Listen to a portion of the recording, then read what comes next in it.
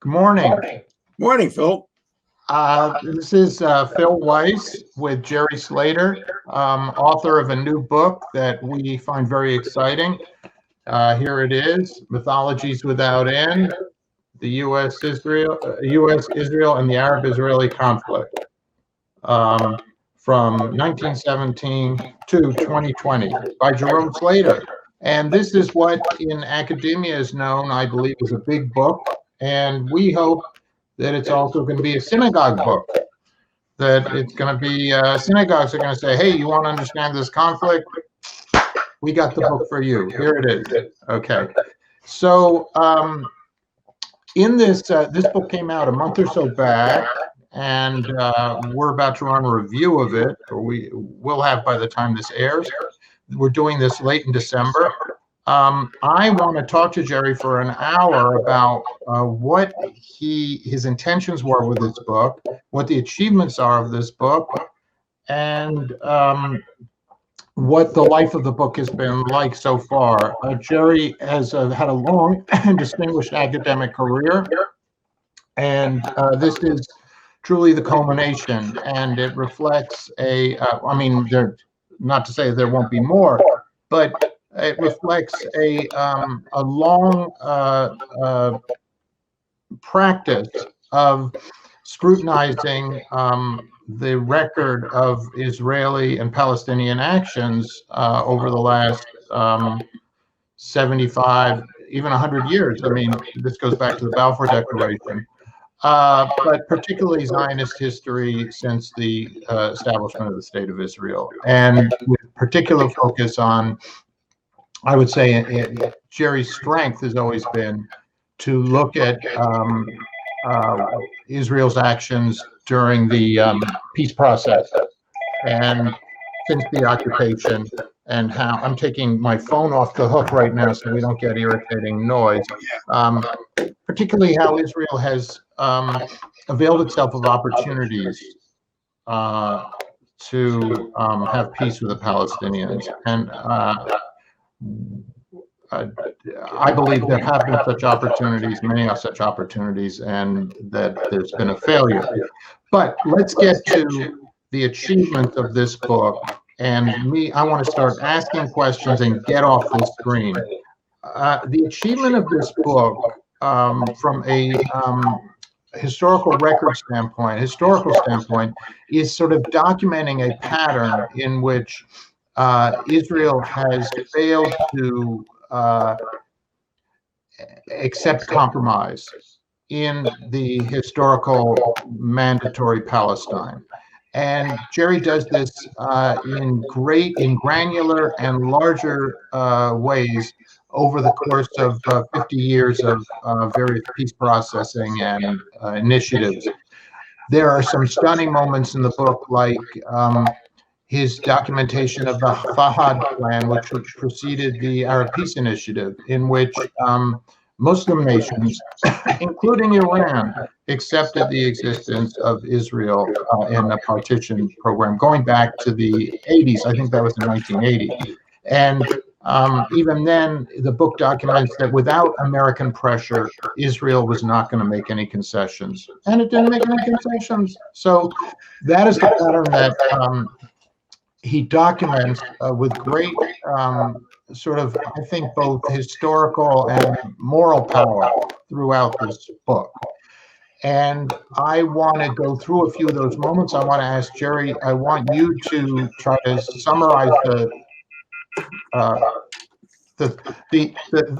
title, the excellent title of this book, Mythologies Without End, goes to the point that he makes at the very end of this book, which is that until the American Jewish community is able to dispense with these mythologies, accept that these are mythologies, there won't be progress.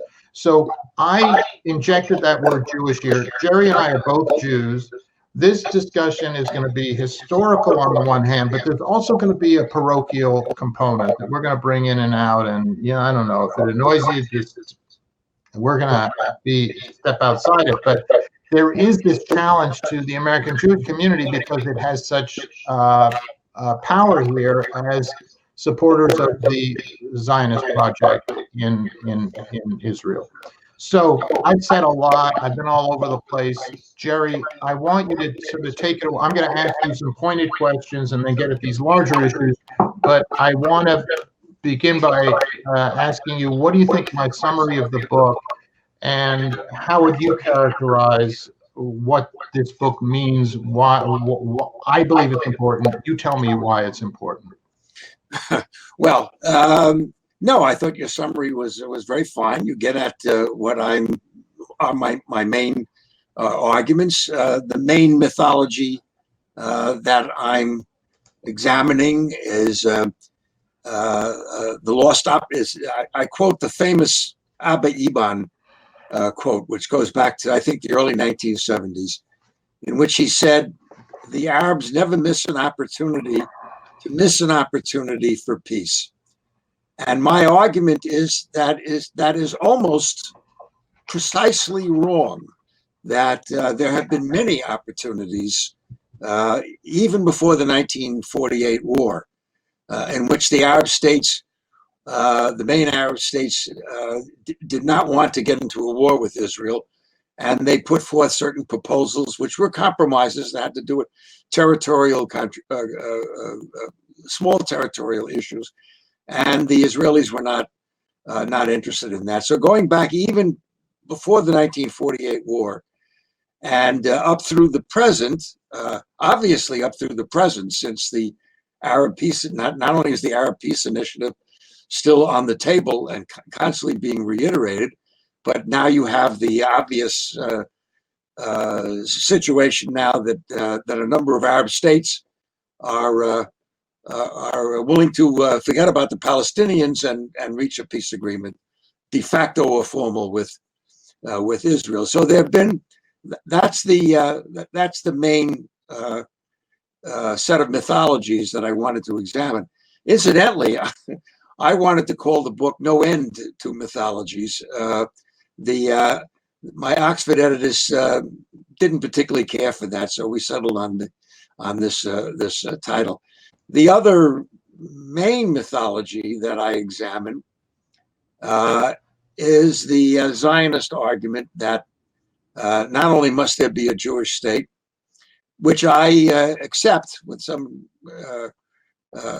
qualifications, but basically accept the idea, certainly in the aftermath of the Holocaust, and given the history of murderous anti-Semitism, especially in Europe, which I'm sure we're all familiar with, that given that, there was a very good argument for a Jewish state.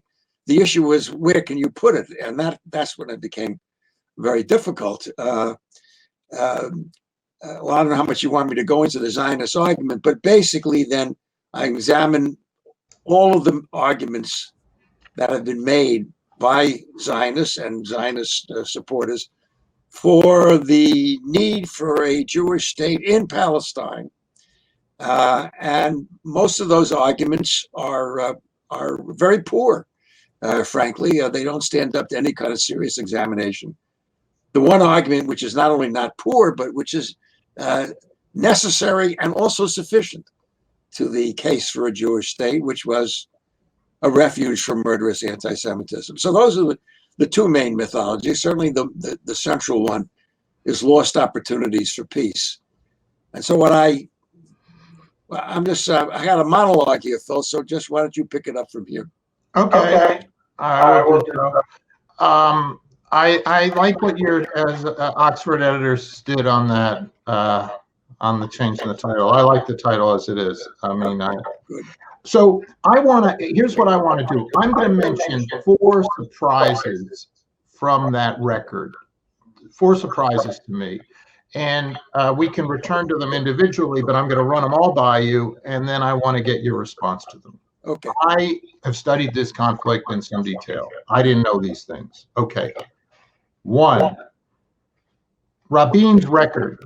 Yitzhak Rabin, a guy who last month, Peace Now had a memorial, American Peace Now had a memorial to Rabin, and Alexandria Ocasio-Cortez shocked the Jewish world by saying, "I'm not showing up at this thing. I agreed to come. I'm not going to honor this guy. My Palestinian brothers and sisters are too upset with me for doing so. And you read this book and you see there's some real basis for AOC's getting cold feet. The settlements increased more under Rabin than they did under his predecessor, Shamir. And Rabin was never really interested in a real state. Well, he was moving toward a Palestinian entity.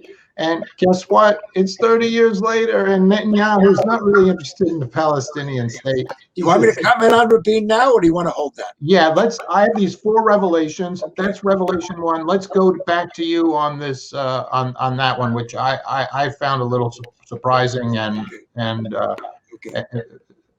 fascinating too. Okay.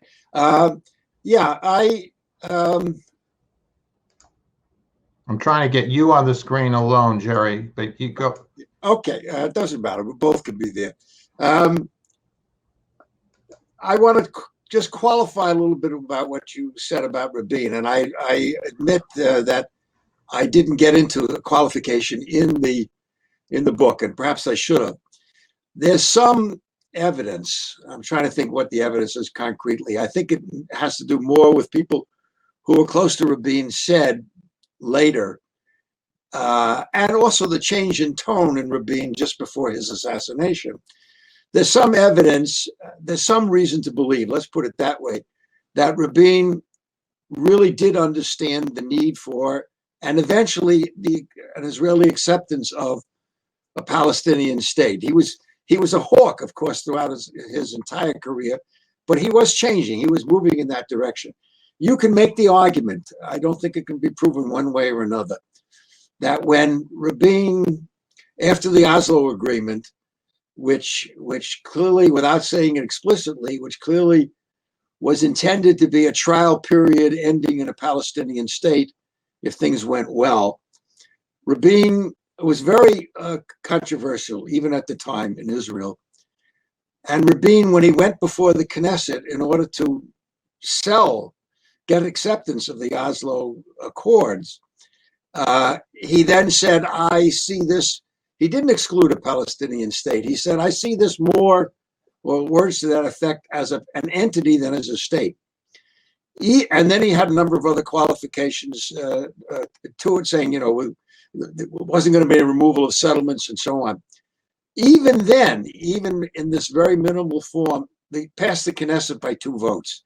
So you can make a good argument that Rabin had to paint the agreement in as minimal terms as possible to the Israeli population, or to the Knesset in any case, and that was not his ultimate intention. I think it's a reasonable supposition or hypothesis. And I think there's also doesn't seem to be any question that his tone was changing in the last year or 2 of his life.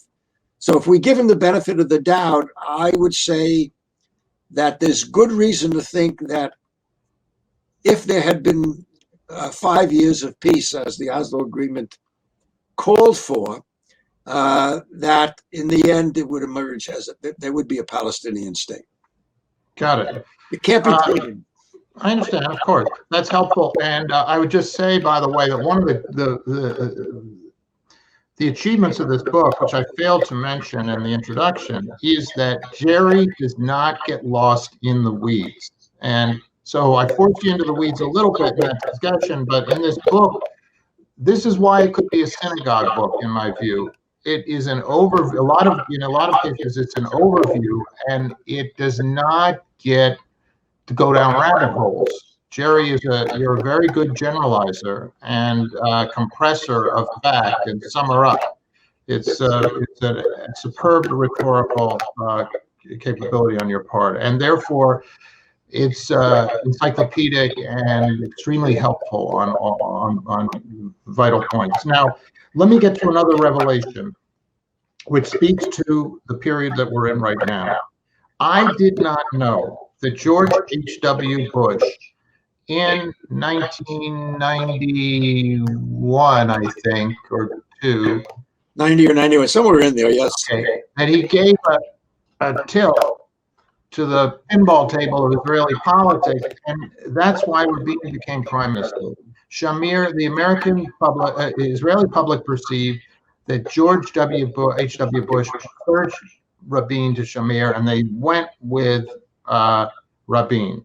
He did more than urge. I mean, he was one of the few. George Bush the First was one of the few who actually imposed economic sanctions. Not that powerful, but certainly symbolically powerful. The big issue was tying American loan guarantees to Israel, which it wanted to. I forget the exact wording, but no new settlements or. Yeah. So actually, Bush was Bush the First was not enamored of Israeli policies, and especially of the settlements. Right. And that was so it wasn't that much of a surprise. I suppose it was. And remember that James Baker was Secretary of State, and he had there was no love lost between Baker and I don't know if you want to say Israel as a whole, but certainly the Israel engaged in sabotaging peace agreements and furthering settlements. So it wasn't that much of a surprise in some ways. But, Jerry, wait, let me get at my surprise. You say that Bush 1 actually gave a nod to not just, yes, he took Israel on and applied real political pressure, which we are going to discuss more in this discussion. When do American leaders actually put their foot down? Which you have a catalog of that at the end of all the times that we've done it. It's been effective, whatever. He actually pushed for Rabin to be prime minister. Is that correct? Did I read that correctly? And what the reason they wanted to defeat Shamir. There's no question about that. Okay, they let that be known to the Israeli population, and of course, the main way of doing that was conditioning loan guarantees on.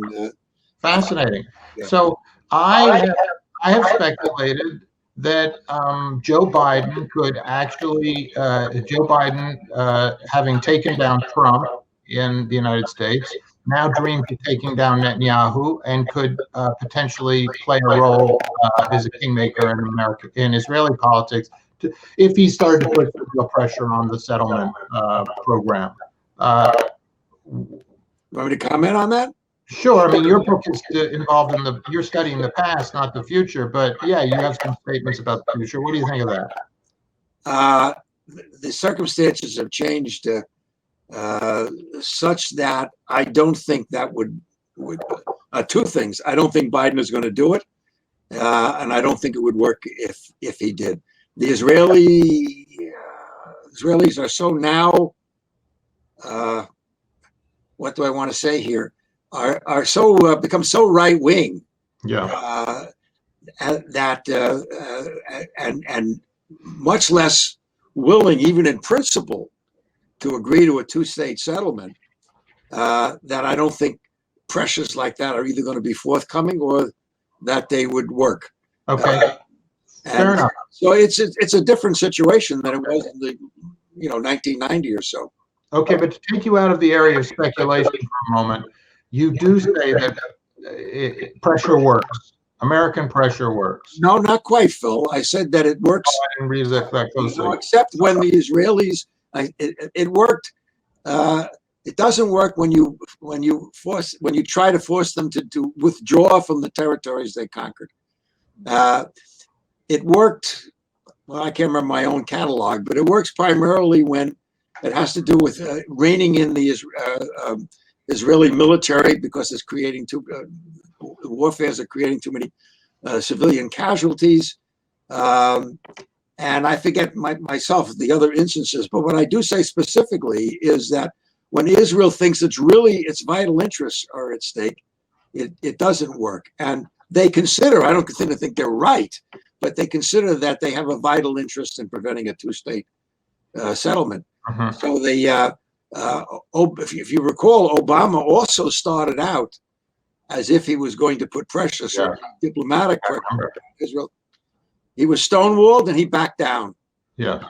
And Biden is on record, not just during the campaign, but even long before the campaign, in being strongly opposed to any pressures against Israel. Yes. Obama wasn't so strongly opposed, but he still had to back down. Yes, and I would point out that, you document the extent to which even Ronald Reagan was opposed to the settlement project in 1980. He backed down. He didn't ever apply any real pressure, and you mentioned that he increased aid to Israel at that time. Right. And in that connection, I would again point to that observation you make that Iran was in on this Fahad plan back in the 1980s that preceded the Arab Peace Initiative that said we'll accept partition. I find this stunning. Yeah, it's just I mentioned that in passing. It's not so much they were in on it, I guess, as they said they would not object to it. They didn't. Iran is not an Arab state. Yes, of course. Therefore, they could avoid officially signing on, as all the other Arab states did sign on to the Saudi initiative, the Arab Peace Initiative, but they let it be known that they would not create an obstacle. And so, Jerry, let me go to one more revelation before I go to the kind of bigger picture, moral, where we're at now, Jewish community discussion that I think is going to engage us for the second half of this discussion. You mentioned, I found this very telling. You say that this whole idea that we are often told that Israel was the United States' main ally and pillar of support against the Soviet influence in the Middle East and throughout the Cold War up till 90. What I find, and then you say that it's basically a tautology because the Soviet influence in the Middle East wouldn't have been there if the United States wasn't supporting Israel so ferociously. These Arab states had no choice but to align themselves with the Soviet pole. Right. And, so I find that fascinating that actually the American-Israel relationship fostered Soviet influence in the Middle East. Can you comment on that or drill down? Yeah, right. Yeah, it's an easy case to make. It's an easy case to make that it was the United States, specifically Henry Nixon and Kissinger, but more specifically Kissinger, who sabotaged, and I think that's the only reasonable word, deceitfully sabotaged Soviet initiatives, which were very fair, basically for a two-state settlement guaranteed by the superpowers. Many members of the foreign policy, the U.S. State Department, foreign policy establishment, top people thought that the Soviets initiative made a lot of sense and the United States would join with it. But of course, if the United States joined with the Soviet Union in imposing or guaranteeing or putting a great deal of serious pressure on both Israel and the Arab states to agree to a two-state settlement, this would obviously continue the role of the Soviet, would be recognizing by the United States that the Soviet Union had, if not a legitimate interest, and you could make an argument that it's close to their borders, have a legitimate interest, but in any case, certainly an undeniable central role in the Middle East, that if Kissinger had been prepared to accept the Soviet role, there would have been a comprehensive peace settlement in the 1970s. And that was the last time that even became realistic. So that Kissinger and even Nixon, it's interesting that Nixon wavered back and forth on whether he was willing to accept the Soviet role there. And often he was going in that direction. Kissinger talked him out of it. And Kissinger was simply deceitful. He simply denied the public record, which showed that the Soviet proposal were the same basic two-state settlement with guarantees for Israeli existence as everybody else was making. Wow. And there's a reason for it. I think maybe I should add to that. I think the Soviets probably had a couple of goals. One was that they did want to maintain an influence and to counterbalance the U.S. influence in the Middle East. It was the middle of the Cold War, so that both sides were seeking to maintain central roles in the major areas. But the other reason that they did it was that they were afraid of a superpower conflict. We came close in 1967 and even closer in 1973, and the Russians were more worried about that, I think, correctly, than Kissinger was. So that they wanted a settlement because they knew they had made commitments to the Arabs, by the way, not to go to war on their behalf.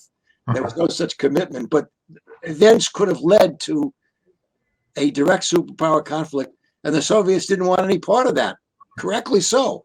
And so they put forth proposals which made a lot of sense, which were in Israel's interest, would have been in certainly America's real interests, and in the interests of peace. The Cold War role of the Soviets has been widely misunderstood, and I think the evidence, which I try to develop at some length, suggests different conclusions.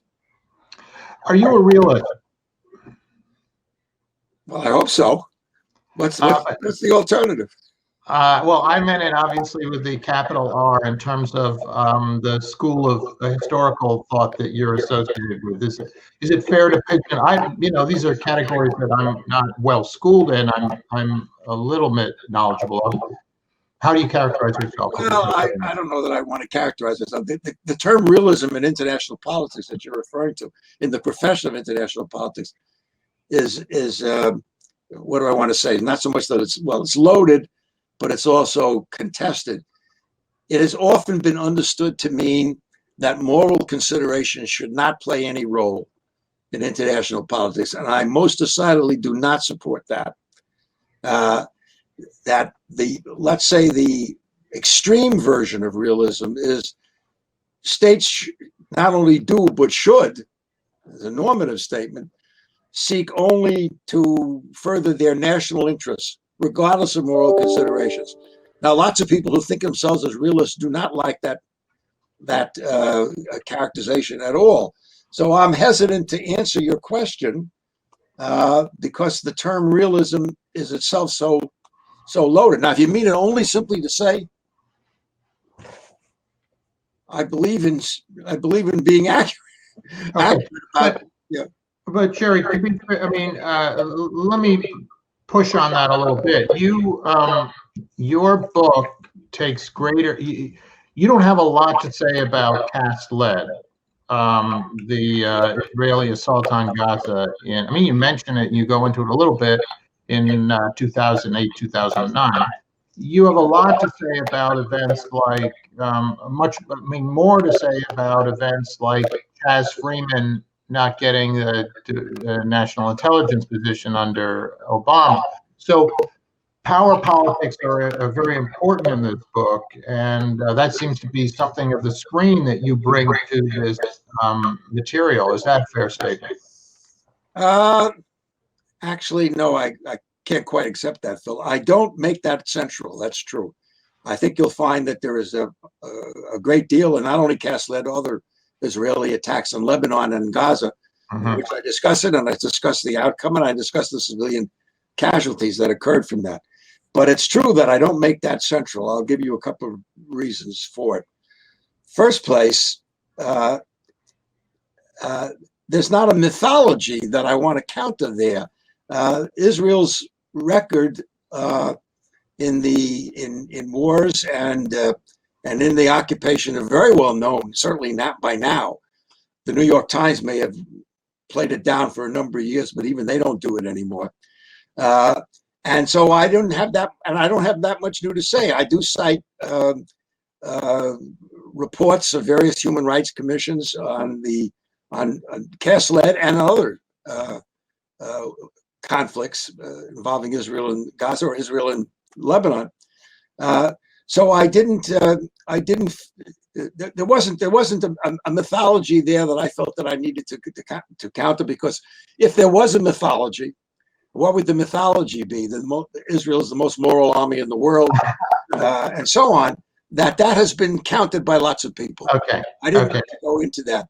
Fair enough. Also, okay, I'll stop there. Okay. So why? And also, let me just add that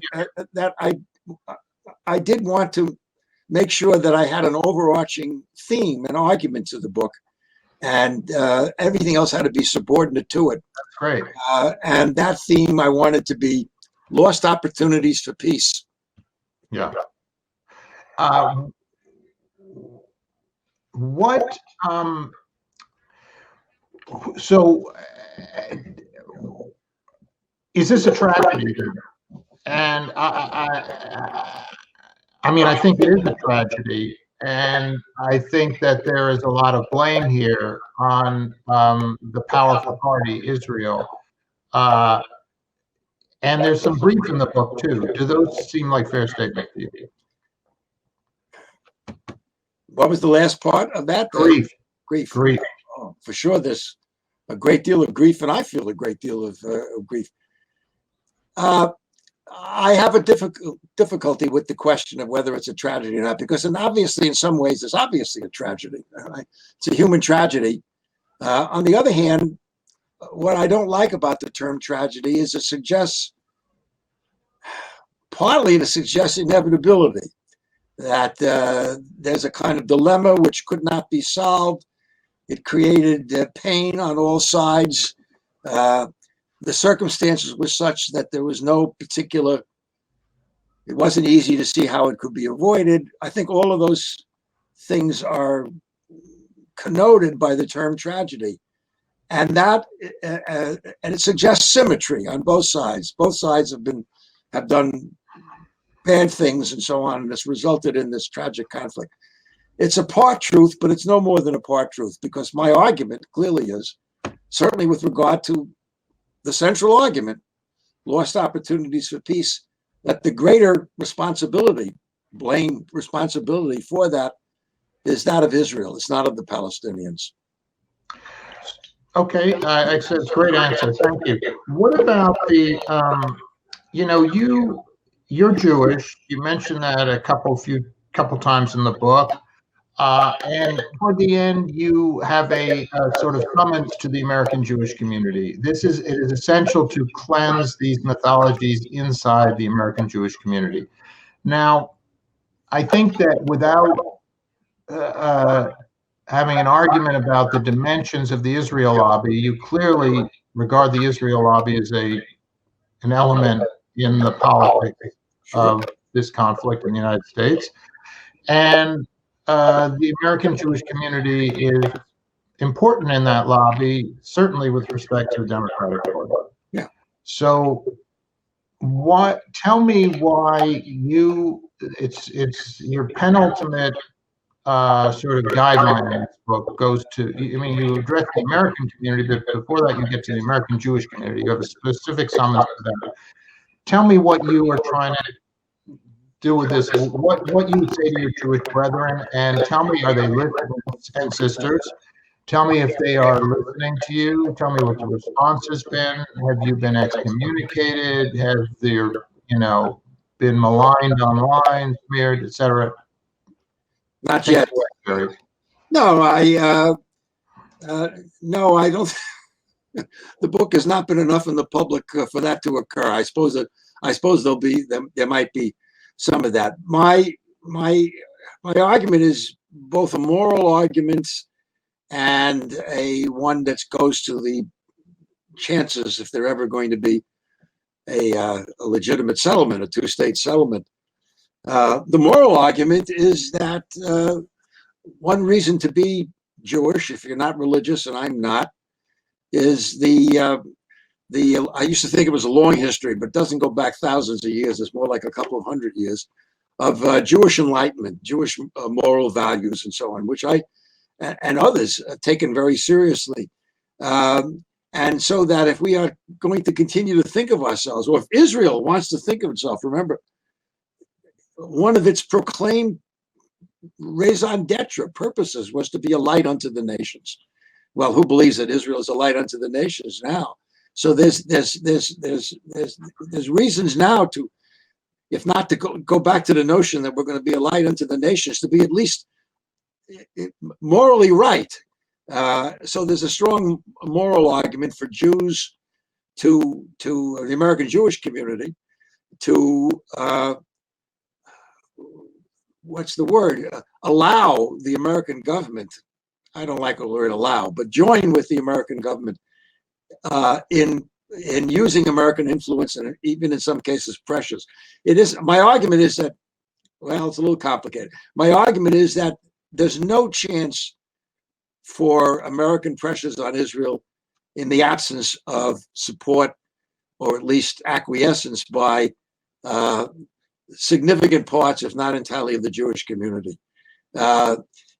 Now, unfortunately, I'm even more pessimistic than that implies, because even there has been significant changes in the American Jewish community, especially among younger people, recognizing that Israel has been in the wrong on this issue and is blocking a settlement. So things are moving in that direction, but they would have a long way to go. So I guess what I want to say, and I hate to end on that note, is that you're not going to see American pressures without at least the acquiescence of the American Jewish community. However, even with the acquiescence of the American Jewish community, I don't think you're going to see serious pressures, partly because Biden has many other fish to fry, and partly because there's no reason to think, or little reason to think, certainly not in the immediate future, that even strong American pressures would lead Israel to say, okay, we're getting out of the West Bank, we're giving the Palestinians a state, they can have a capital in Jerusalem, etc. All the things they would have to do are not going to happen. So it's a sine qua non. Jewish acquiescence is a sine qua non of American pressures, but it's not sufficient. That's my. Okay. I would like to be wrong about that, but that's how I see things at the moment. Okay.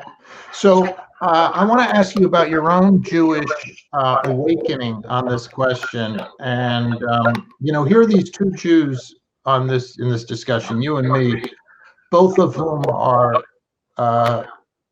fairly critical of Israel and willing to hear pretty scathing criticisms of Israel. And there's a wonderful moment in your book in which someone says, "Yeah, here's what the Israelis want the Palestinians to adopt the Zionist narrative," and that's hideous in my view. I mean, you're not, and what's more, you've already interrogated the Zionist narrative and shown the ways in which some of it is based, well, a lot of it's based on biblical hokum and other crap. So anyway, you have these two Jews who are open to serious criticism of this country, and I am wondering what personal struggle that entailed on you. Inasmuch as you see it as important for other Jews to walk that path, I want to understand from you, what did it entail on your part personally to do that walk?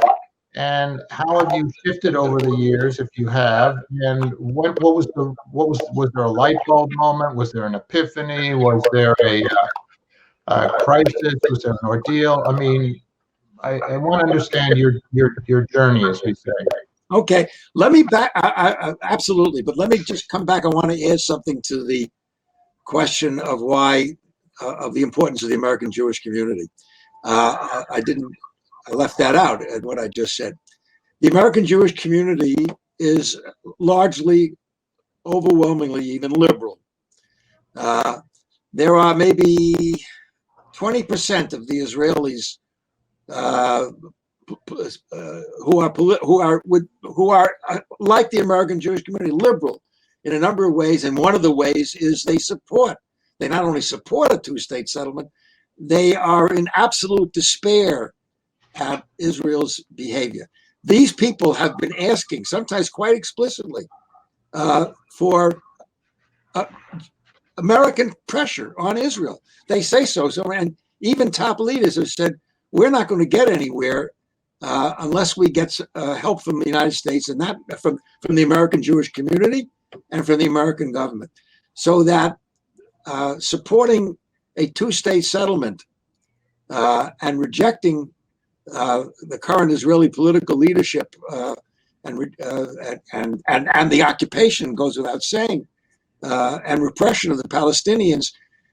This, by supporting that, they are supporting the people in Israel we should be supporting, and who are now so isolated that I think the word despair is not too strong. They use that language, and many of the people, by the way, who are calling for much stronger American action are retired Shin Bet, Mossad, and military leaders. I went to some extent to quote strong statements by people like that, Israeli academics and so on. One of the things I cite is a very predominant, important Israeli, I'm not sure, as a psychologist, I believe, Daniel Bartal, who's written about narratives, the importance of narratives, and I go into that into the book. Bartal recalls coming to the United States.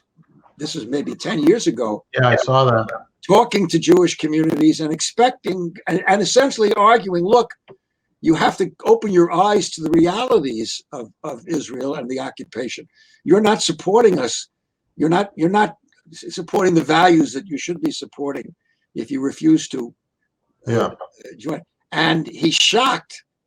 And by the way, this is in synagogues, unfortunately, going back to your comments. He's shocked at their unwillingness of the Jewish community, at least as represented in synagogues, to be critical of Israel, even though you can cite chapter and verse of Israelis. You can even cite Ehud Olmert saying I was wrong about many things and so on. So there's been a great. That's an additional reason. Okay, coming back to my own personal.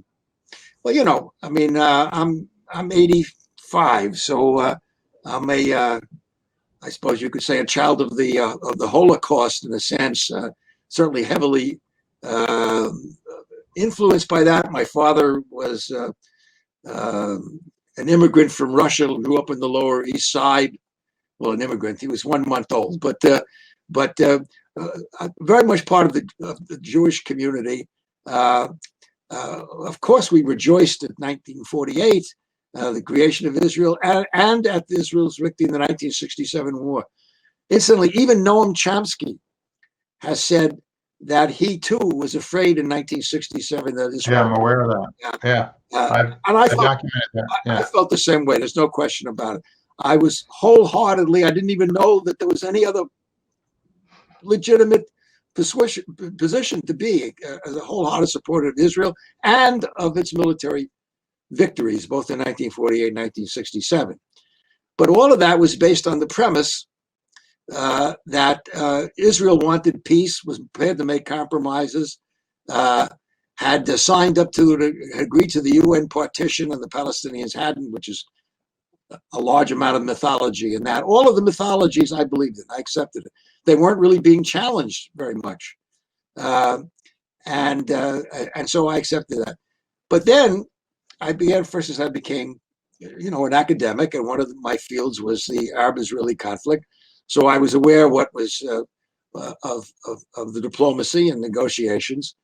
And beginning, I would say, I think some Israeli scholars would argue even before 1967, certainly after 1967, there were increasing indications that Egypt, which was the main Israeli enemy at the time, certainly the most important, that the Egyptians were looking for a way for a settlement. It even turns out that even in 1948, they were reluctant to get into the war. If Israel had made some minor territorial concessions, they would have stayed out of the war. Even after that, right through the 1956 war up to 67, there were a number of overtures by the Egyptians saying, let's see if we can reach a political settlement. And they were rejected. The Israelis wouldn't even negotiate. They wouldn't even send people to negotiate over that. Well, I learned about that, right? And so it became increasingly evident. Then Sadat, first even Nasser, but certainly Sadat, then made obvious overtures to have a settlement based on Israel's withdrawal from the territory conquered in 1967, and they just met a stone wall. So if the Israelis were not prepared to negotiate and reach a compromise settlement which would protect and preserve their real interest, right, their security within the boundaries of pre-1967, that if they'd been willing to do that, there was every indication there'd be a political settlement. At the very least, they had to be prepared to negotiate. And they weren't even prepared to negotiate until Sadat came to Israel almost 10 years later. So at that point, I began to have serious doubts that what I had believed in was really, and what was widely accepted as true, was really true. And then I began, scholarship on it, began studying it, began writing about it. The more I did, the more I could see. The same thing was true, by the way, of the conflict with Syria. That was eminently avoidable. The Israelis wanted to expand into southern Syria, seize the Golan Heights. They could have had peace settlements with the Syrians as early as 1948, and on many occasions after that, had they been prepared to give up their territorial aspirations in southern Syria. Hafez Assad was anxious to make an agreement. I go into great detail about that. So the more I learned, in short, I'm going on too long, but the more I learned about what are the actual facts, what is the evidence here, then the more I became, more my position changed. I didn't change. The evidence emerged. And did you find, this was in the 70s then, that these awarenesses began? Is that late 60s? I don't know. Yeah, let's say. Did you have fights inside the Jewish community about this? Arguments, divisions, excommunication, drama, fireworks? Well, I wasn't important enough for anybody to fight with. Come on. I was writing. I was writing for academic audiences. Okay. And so I don't know that there was all that much of a reaction. I did make it a point, and I did this in the prologue to the book, which I'm sure you noticed. One thing which I found was very helpful in diffusing potential opposition, refusing the belief, well, I'm just some radical, anti-Israeli, self-hating Jew, and the usual routine, is that I had joined the Navy, the American Navy, after 1957, and I became an officer on an American destroyer, and my job was anti-submarine warfare, ASW, we called it. I was the ASW officer. Well, the story, as I told it, was that in the late, I got out of the Navy in 1960. I think it was, I don't know, somewhere around 1968, 1969, something like that. The Egyptians bought submarines from the Soviet Union, 4 submarines. Was it the Soviet Union or Germany? It doesn't matter. They bought Soviet Union. They acquired 4 submarines, and the Israelis were worried about that because they didn't have much of a navy at the time. So I then wrote to the Israeli consul general, I think, in New York, I guess. I don't remember this in great detail, and said, given this situation, if war should break out, if war breaking out meant if Egypt attacked Israel, as I thought about it, they might not have trained their destroyer officers, which was the main ASW capability at the time. They may have not trained them before they. Suppose the Egyptians attacked and they started sinking Israeli ships or something with their subs before the Israelis had really geared up to meet that. I said, in those circumstances, I would be willing to help out. I think I got a response that said, "Thank you very much, but we'll handle this situation," which they did. But then, within a year or two after that, it became obvious to me that the Egyptians did not want to have a war. They wanted a settlement. They wanted to negotiate. Israelis were stonewalling them, and so I would have been no longer willing to volunteer. But the very fact that I said that look, the depth of my commitment to Israel was that when, in the period when I thought Israel was really endangered, not by its own actions, but by the aggression of other states, I was willing to do what I could to help out. What do you feel? What are your feelings about Israel today?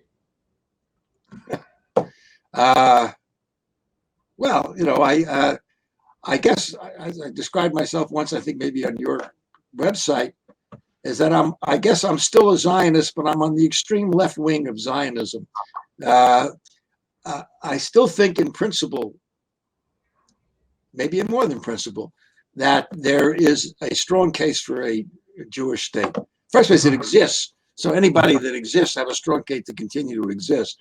But beyond that, you cannot say, in my view, you cannot say, in light of the history of anti-Semitism, murderous anti-Semitism, not to mention the recently growing anti-Semitism, including in Germany, of all places, and France, and a little bit in the United States, although I think it's exaggerated in the United States.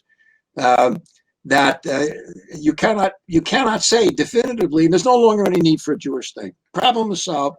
No more anti-Semitism, or certainly no more anti-Semitism that rises to the level of mass murder.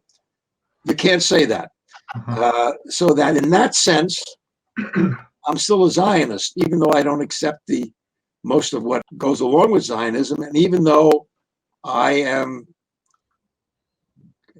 gravely disillusioned with Israel. I took seriously the idea that, not the main reason, but part of the case for a Jewish state was a light unto the nations. One of the arguments I make in the book is that at one level that seems preposterously parochial. Who are we to say we're the light unto the nation? But it didn't seem preposterous to lots of people at the time, and lots of the non-Jewish world as well. I mean, it's easy. It's not hard to go through the leading role of American European Jews in the Enlightenment, broadly defined, in literature and in philosophy and so on and so forth. I mean, it's obvious that we, the Jews, have made a disproportionate contribution to that. Well, Israel was not doing that, doing the opposite. So there was a vast gap between how we Jews saw ourselves, not without reason. It can't be said to be certainly parochial, because if you look at the literature and if you look at the support of Israel in a period in which it seemed to represent the Enlightenment around the world, it was very strong. There's a famous, unfortunately died recently, famous Israeli political philosopher, Zeev Sternhell, who wrote, who was trying to counter the recent arguments in Israel that criticism by the French of Israel was only to be expected because they're just a bunch of anti-Semites, they hate Israel and so on. And he said that until a year or two ago, I can't remember when he said this, it must have been 1990s, I don't know, early 2000. Anyway, he said that he had written books about anti-Semitism in France and so on, not about anti-Semitism in France. Anyway, he said that we were, until a year ago, we were regarded, whatever the language was, the words were, whatever his words were, the language, as beyond criticism. We were the darlings of the Western world in general, and France in particular. So at a time, the point he was making was when Israel was seen to be possibly living up to its promise, commitment to be enlightened, that it was adored in the West. It's only after that promise became empty, which is the correct word now, that there became strong criticism of Israel in the West. Got it. So there's been a paradigm shift there, and we could, this is not the place to have the discussion, but I think we could have a discussion about the paradigm shift of the Jewish presence in the West too. what our role is, so the sociological, cultural influence of Jews. Though you and I share in that romantic period and an understanding of it, I would say that's over. But I fear you're right. okay, so but this is not this is not the place for this. We can have that discussion some other time. Jerry, what about my hope that liberal Zionist organizations, synagogues, those places that Bartel was shocked to come to in America, not 10 years ago, that the degree of denial and thickness, and I would say even sickness about this issue. What I want your book to be breaking in there, and you have a greater opportunity to do that than, sadly, than Susie Hawa does in her new book Against the Loveless World, because she's Palestinian. You're a Jew. You're your community. What hope do we have that your book is going to be a breakout book and it will take on Ari Shavit, My Promised Land, not to mention Leon Uris's tract of many years ago? I don't know. One thing which I don't know whether this will catch on or not. It's hard to say. It's too bad. I could use stronger words than that. It's too bad that the New York Times has evidently failed to decided not to review the book. Had the Times reviewed the book, and some people are writing to the Times and saying you should review the book. Good. Had the Times reviewed the book, then I think it would likely. Well, I suppose they could have blasted the book too, but if it wasn't a blast, it was considered. I got a what I would call a fair review in the Times. That very likely other reviews in major outlets, Atlantic, maybe New Yorker, New York Review of Books, and so on, would have been with a good chance that would have followed. That would have, but so now it's hard to say. What does it? Right now, I think it's more likely that the book will have, insofar as it has any impact, it's more likely to be among specialists in the academic world, or people who don't remember what happened in the Oslo Agreement, let's say, but they know that I've discussed it. So then they can go back and look up and say, oh, this is what happened according to Slater. Yeah, don't sell yourself short, Jerry. I mean, no, I'm just trying to be realistic about it. There've been the reviews I've seen are quite good. The National Review, which is Buckley's old journal, reviewed it, and it's an entertaining review. It's worth reading because there's sort of a grudging acceptance that maybe I'm onto a few things, but mainly the argument is that if you want to see what the premises are and ideology are of people like Slater, this is the book in which to look. Yeah. Well, okay, that's a good line. That what I'm dealing with is not premises but evidence. That's the it was sort of a grudging acknowledgement that there was something in there that was useful, but it seemed to be mainly useful in showing what people like him believe. Interesting. That's a great, nice rhetorical term. I think that there's the time sometimes takes a while. Your book has only been out a month, right? Well, the press tells me that and others have told me that if the Times was intended to review it, they would have done it very close to the post. I'm not sure. Yeah. Neither one. That's what I've been told.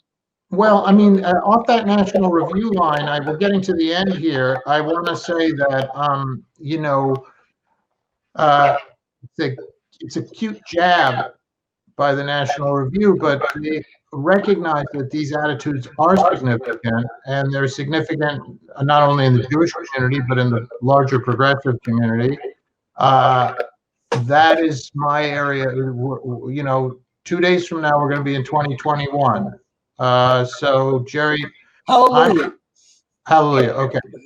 A lot of good things have happened in 2020. I want to just point out a lot of good things have happened in 2020. Okay. Now let's wrap this up on a hopeful note. I see this book as progress. The revelations of this book is progress. The historical achievement of this book is progress. What do you feel hopeful about as 2020? We're about to ring in 2020. What do you feel hopeful about, Jerry? And I think we would conclude on that if you do have some basis for hope, personally and more generally. And as to this issue, Well, you mean door. Going beyond the Arab-Israeli conflict? You could talk about.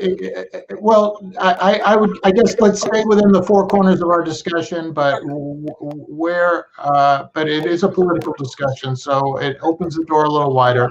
Where are you hopeful right now? Yeah, I mean, we will get rid of the Trump plan for the Middle East when Biden takes over. If one wanted to be hopeful about these things, that there has been progress, as I would put it, change in the Israeli community. Unfortunately, I can't be optimistic because the changes. Let's put it this way: this changes in the. I haven't thought of it in these terms, but this is a good way of putting it, if I may say. The changes in the right direction in the American Jewish community are more than balanced. They're counterbalanced by the changes in the wrong direction in the Israeli community. And it's in the Israeli community that the power to reach or not reach a settlement lies. The American Jewish community and America as a whole can only be of marginal assistance, but marginal assistance is better than no assistance, or worse yet, of going in the wrong direction altogether. So I'm not optimistic. I don't see a basis to be optimistic. But if one wanted to look for signs, I think that's where you would look. There'll be more liberal people in the Biden administration than in Trump, including on this issue, and the Trump plan will disappear as soon as Trump disappears. Great. Well, Jerry, this is a great pleasure. I congratulate you on this great achievement, and I know this is a book that's going to be close at hand. Whenever I have diplomatic political history to visit, as you said, and one of the achievements you acknowledge, this is a great reference, and also again, the style is perfect in that it doesn't get lost in the weeds, and it's a great overview, and it should be the synagogue book. It should replace Ari Shavit, and we will push for that in months to come. Thanks again for your time, and I'm sure we'll be talking in weeks and months to come, and Happy New Year. And to you, Phil, thank you very much. I appreciate it. Thank you, Jerry.